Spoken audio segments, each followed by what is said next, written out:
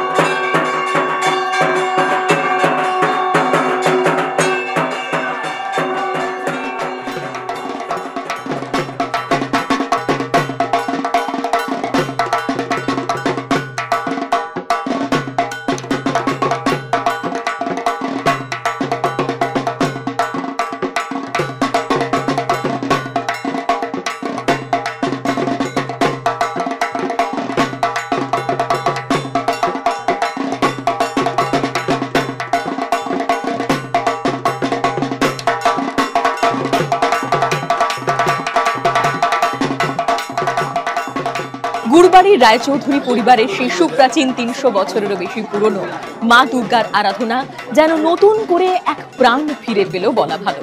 এবং যার স্বপ্নের এই পুজো, তিনি আজ আমাদের মধ্যে নেই ঠিকই, কিন্তু কোথাও তার স্বপ্নটাকে প্রতি মুহূর্তে পরিপূর্ণ হতে দেখছেন তিনি। এই স্বপ্নের মধ্যে এসে জুড়েছেন সারা শহর থেকে আগত অনেক অনেক প্রিয় মানুষজন, যাদের পদধূলিতে, যাদের আনন্দে, যাদের আবেগে একেবারে বয়ে চলেছে এই পুজোর প্রত্যেকটা দিন।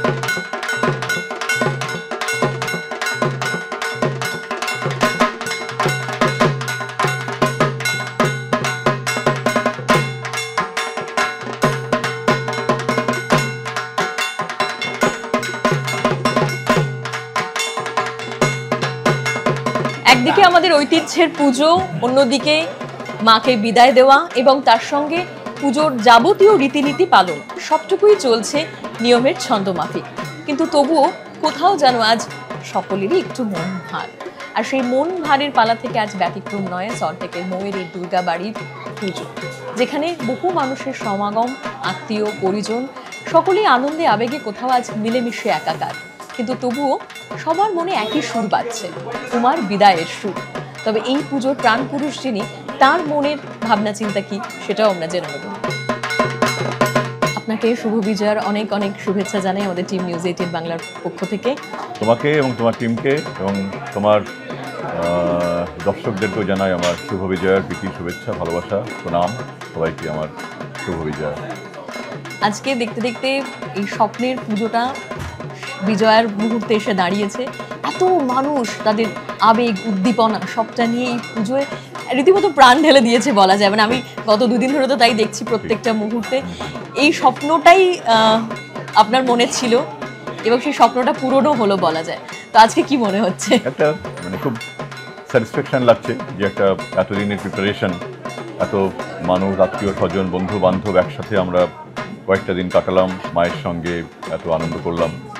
কিন্তু আজকে একটু বিষাক্ত লাগছেই, একটু দুঃখ লাগছে যে মাকে বিদায় দিতে হচ্ছে এবং আবার একটা বছর আমাদের ওয়েট করতে হবে এই পুজোটার জন্যে।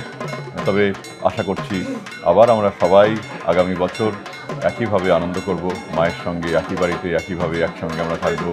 আমার আত্মীয় স্বজন, বন্ধু বান্ধব, পরিচিত যারা আছেন, যারা এসছেন, আরও অনেকে এখানে আসবেন এবং এই দুর্গাবাড়ি এবং এই দুর্গাবাড়ির দুর্গাপুজো এবছরেই মানুষের কাছে পৌঁছে গেছে। মানুষের আবেগ উদ্দীপনা, বহু মানুষ তাদের মতো করে তারা এসে গেছেন, কানে শুনেছেন, টিভিতে দেখেছেন, তারা এসে জয়েন করেছেন একদিন এবং আমি আশা করব এর নেক্সট ইয়ার থেকে আরও মানুষ এর সঙ্গে ইনভলভ হবেন, আরও অনেক অনেক আনন্দ করব আমরা সবাই মিলে, এটাই আমার আশা। সকলে কোথাও না কোথাও একটা কথা বলছেন এবং মানছেন মনে মনে যে এই যে সুপ্রাচীন পুজো, সেটার একটা বৃত্ত কোথাও আপনার হাত দিয়ে আবারও সম্পূর্ণ হলো। এইটাতে আপনার কি মনে হচ্ছে? সেটাই, মানে অ্যাকচুয়ালি সব কিছুই হঠাৎ ঘটে যায় এবং হঠাৎ ঘটে যাওয়ার জিনিসটাই ঠিকঠাক হয়। তা এটাও দুর্গাপুজোটা কখনো এই হয়তো ভাবিনি যে দুর্গাপুজো করবো।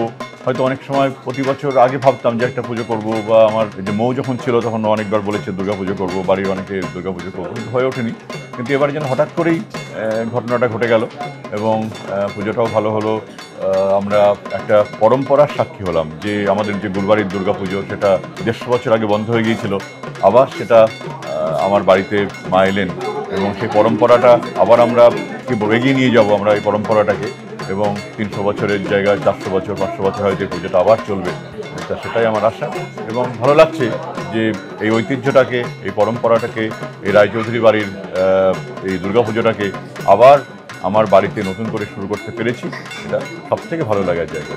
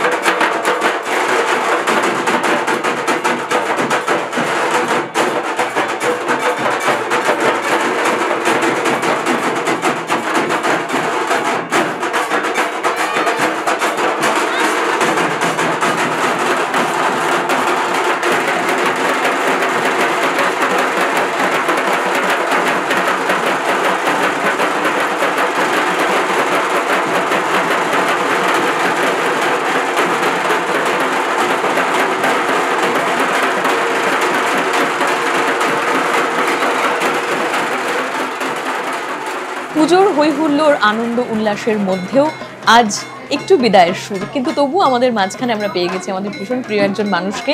অভিনেত্রী দেবপর্ণা আমাদের সঙ্গে আজকে চলে এসেছে এই গুরবাড়ির সুপ্রাচীন পুজোর একটা অংশ হয়ে উঠতে। তো আজকে এই পুজোতে তো আগেও এসছো এবং আজকেও এলে, আজকে সবাই দেখছো সিঁদুর খেলছে, সবার মধ্যে একটা আনন্দ উচ্ছ্বাস এবং বাঙালির সেই চিরকালীন উৎসবের আবেগে সবাই ভাসছে। তুমিও কিছুটা সিঁদুর খেলে ফেলেছো দেখতেই পাচ্ছি, কেমন লাগছে আজকে এখানে এসে? ছোটবেলায় কি হতো, ছোটবেলায় যখন পাড়াতে পুজো হতো সবাই মানে নিজেদের মানুষ, ছোট্ট একটা পুজো পরিবারের মতন করে সেই পুজোটাতে এনজয় করতাম, থাকতাম, সবার পার্টিসিপেশন থাকতো। সেই ফিলিংসটা আজকে এই পুজোতে এসে হলো। অবশ্যই বিদায় বেলায় মন তো খারাপ হবেই, এবং আমার সত্যি এই সময়টা খুব খারাপ লাগে। আমার এই মায়ের বিদায়টা আমি দেখতে পারি না অ্যাকচুয়ালি, বাট এই যে সবাই একসাথে হয়েছে, সিঁদুর খেলছে, এই যে আনন্দ করছে, এইটাই বোধহয় ব্যস্ত জীবনের মধ্যে এই ভালোবাসা, এই আনন্দটুকুনি হয়তো পাওয়া আমাদের। একদম তাই, এবং এটাকে সঙ্গে করি আমাদের একটা বছরের জন্য অপেক্ষা করতে হবে, যে আসছে বছর আবার হবে।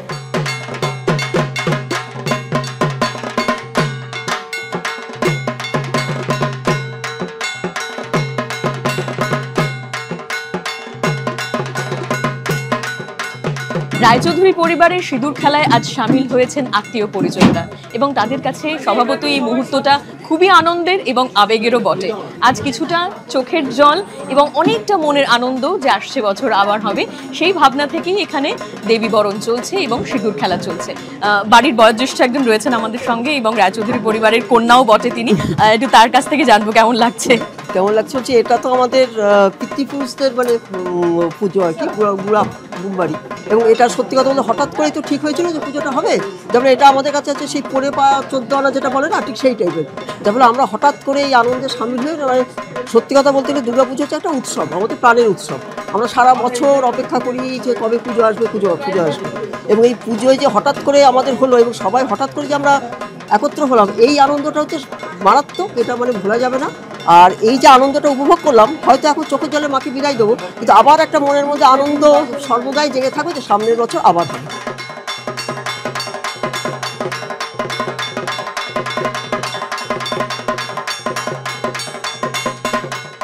নবমী নিশি কেটে যাওয়া মানেই কিন্তু মায়ের বিদায় বেলার ঘন্টা বেজে যাওয়া, আর সেখানে উমা কৈলাসে পাড়ি দিচ্ছেন সপরিবারে। তাকে তো শাঁখা সিঁদুর মিষ্টি মুখে বিদায় জানাবোই আমরা, কিন্তু সেই বিদায় বেলাতেও এই যে সকলে মিলেমিশে সিঁদুর খেলা, তার যে একটা আনন্দ, এবং এই যে নাচে গানে আজকে একেবারে উৎসবে পরিপূর্ণ, শেষ বেলাতেও যেন আনন্দ কোথাও চেটেপুটে উপভোগ করে নেওয়া, এই ব্যাপারটা তোমার কাছে কেমন? এই ব্যাপারটা একদমই অনবদ্য, কারণ বাড়ির পুজোর আমেজটাই একদমই আলাদা। কারণ আমরা দেখেছি যে পুজো যখনই দুর্গা মা আসে তখন থেকে আমাদের তার কিছুদিন আগের থেকে মা আসছে একটা মনের মধ্যে ভীষণ আনন্দ। কিন্তু মা চলে যাওয়ার সময় দুঃখ তো থাকেই, কিন্তু এই বাড়ির পুজোয় এই যে সবাই মিলে একসাথে, বাড়ির বড়রা ছোটরা সবাই মিলে যে যেখানে আছে সবাই একসাথে একত্রিত হয়ে এই যে মাকে বরণ করে নেওয়া বা মাকে বিদায় বেলায় মা তুমি আবার এসো, এই বার্তাটা দেওয়া আমাদের প্রত্যেকের কাছে ভীষণ আনন্দের।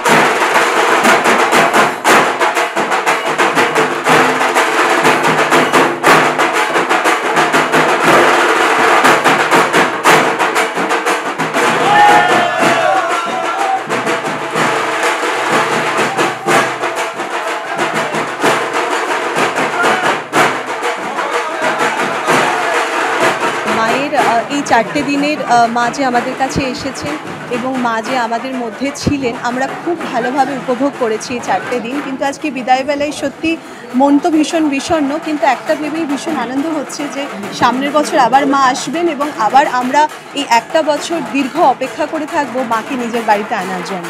সকলকে জানাই বিজয়া দশমীর প্রীতি এবং শুভেচ্ছা। বড়দের জানাই আমার প্রণাম, ছোটদের জানাই আমার ভালোবাসা।